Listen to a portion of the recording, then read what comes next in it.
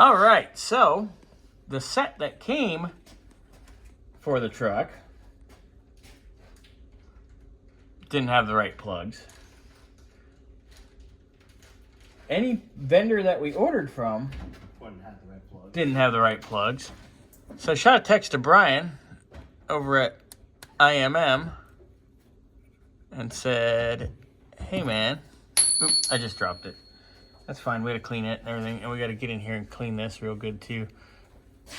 The register needs to be cleaned up really good on all these.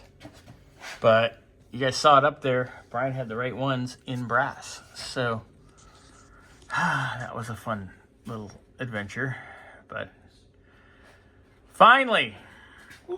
So next time you see this, it should have something in its hole. Hopefully. Ooh yeah. Maybe. All right. Oh, I know Bobby showed that we got the right ones. Put a little liquid Teflon. I do clean them. I do gotta get the front ones. Unfortunately, they're underneath the motor mount bracket, so I gotta find something that'll fit in there, clean it up real quick.